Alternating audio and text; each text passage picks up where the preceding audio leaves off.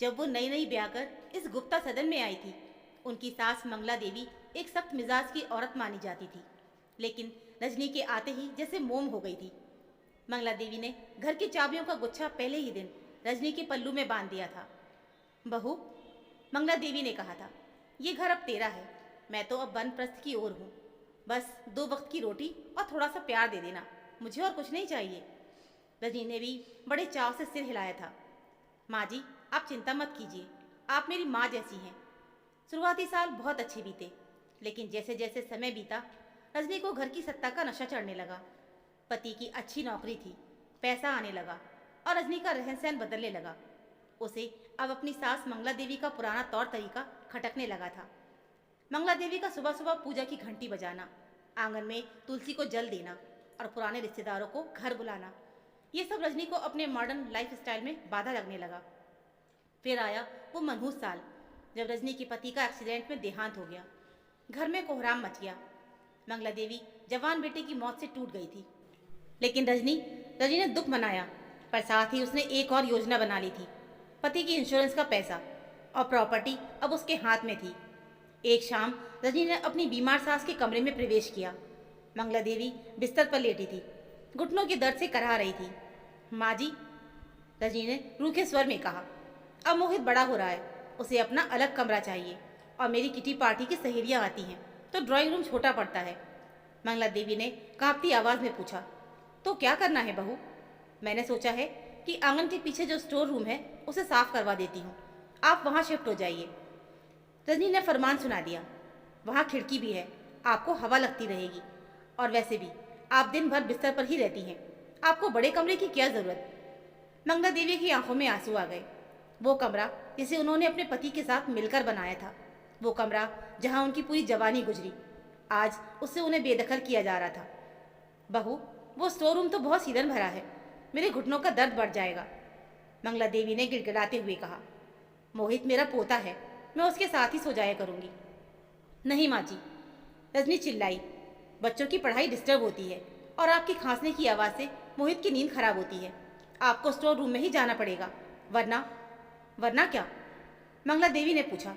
वरना मैं मोहित को लेकर अपने मायके चली जाऊंगी, फिर रहिएगा इस बड़े भूतों वाले घर में अकेली।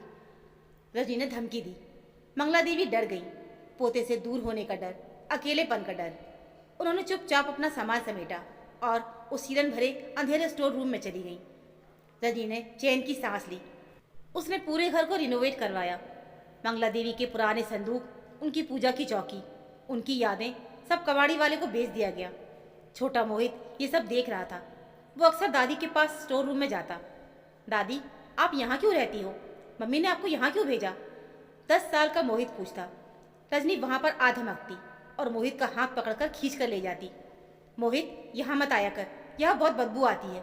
दादी बूढ़ी हो गई है, अब उन्हें एकांत चाहिए। चल अपने वीडियो गेम से खेल। मोहित धीरे धीरे बड़ा हुआ और उसे यही सिखाया गया कि बुजुर्गों को अलग रखना ही सही है, ताकि घर व्यवस्थित रहे। उसने देखा कि कैसे उसकी माँ ने दादी को घर के एक कोने में एक फालतू सामान की तरह रखा हुआ था। 3 साल बाद उस हिरन भरे कमरे में निमोनिया होने से मंगला देवी का देहांत हो गया। उनके जाने के बाद रजनी ने एक दिखावटी तेरवी की और फिर अगले ही दिन उस स्टोर रूम को तोड़वाकर वहाँ मोहित के लिए एक जिम बनवा दिया। उसने सोचा कि बला टली, लेकिन वो ये भूल गई थी कि समय का पहिया गोल घूमता है। वो भूल गई थी कि जो बीज उसने मोहित के कच्चे मन में बोए थे, वो एक दिन वट वृक्ष बनकर उसी पर ही गिरेंगे। आज 30 साल के बाद रजनी के कमरे का दरवाज़ा खुला। उसकी बहू मान्या अंदर आई। मान्या बेहद खूबसूरत और कॉर्पोरेट जगत में काम करने वाली महिला थी। मोहित ने लव मैरिज की थी। मम्मी जी, मान्या ने एक फाइल मेज पे पटकते हुए कहा, हैप्पी बर्थडे। थैंक यू बेटा। रजनी ने उम्मीद भरी नज़रों से देखा। क्या वे केक लाए हैं? क्या वे उसे कहीं घुमाने ले जाएंगे? मान्या सोफे पर बैठ गई और मोबाइल में कुछ स्क्रॉल करने लगी। मम्मी जी, मोहित और मैंने एक फ़ैसला किया है। कैसा फ़ैसला? रजनी का दिल जोर से धड़का। मान्या ने नज़रें उठाए बिना ही कहा, देखिए, हमारा फ्लैट 3 BHK का है। अब हमारी बेटी ताशी बड़ी हो रही है, उसे अपना पर्सनल स्पेस चाहिए और मोहित का वर्क फ्रॉम होम के लिए एक ऑफिस रूम चाहिए। रजनी को कुछ समझ नहीं आ रहा था। तो ये? मान्या ने अब रजनी की आंखों में देखा। उसकी आंखों में वही रूखापन था जो कभी रजनी की आंखों में मंगला देवी के लिए हुआ करता था। ये जो आपका कमरा है, ये बालकनी से जुड़ा है और सबसे बड़ा है।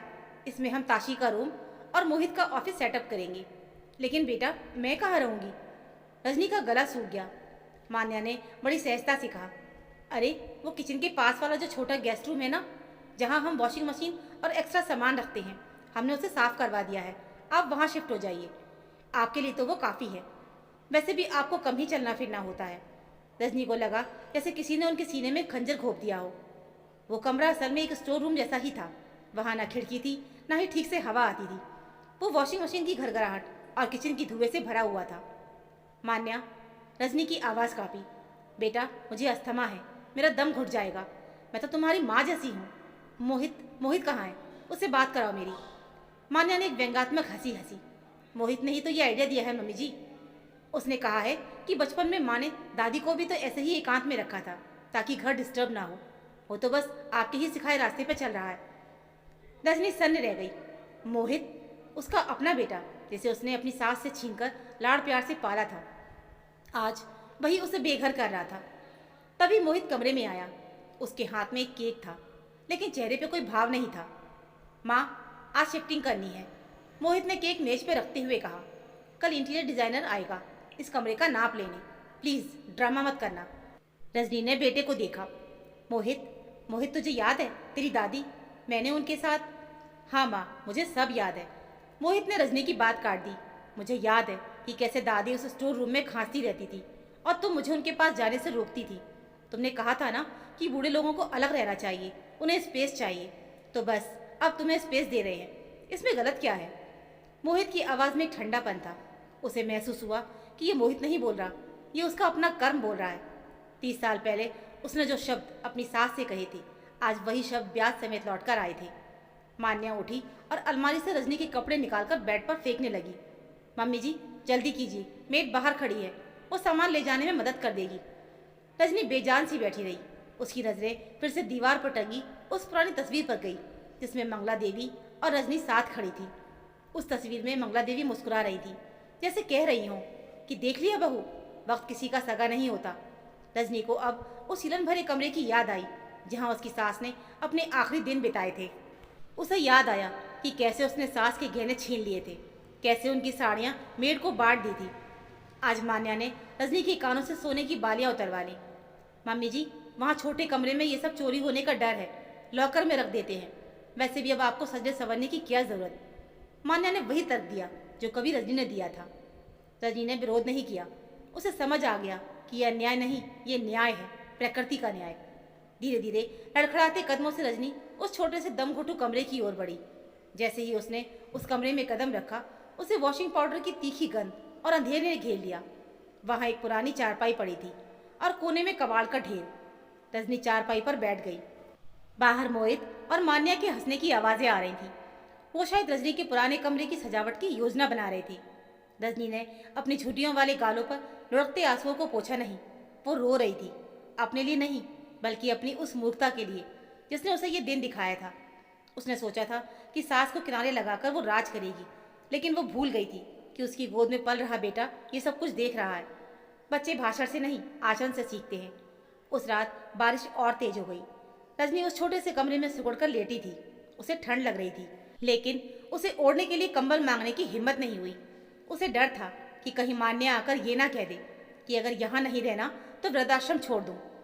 तभी उसे महसूस हुआ कि कमरे के कोने में अंधेरे में कोई बैठा मुस्कुरा रहा है।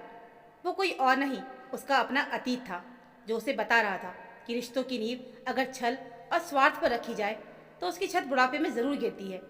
रजनी ने हाथ जोड़कर ऊपर देखा और बुदबुदाई, माफ़ करना माँ जी, माफ़ करना। लेकिन माफ़ी मांगने का समय तो 30 साल पहले का था, अब तो बस भुगतने का समय था। बाहर मोहित अपनी बेटी ताशी को समझा रहा था, बेटा दादी को डिस्टर्ब मत करना, वो बूढ़ी हैं, उन्हें अलग रहना पसंद है। ताशी ने मासूमी से सिर हिलाया। रजनी ने यह सुना और अपनी आंखें बंद कर ली।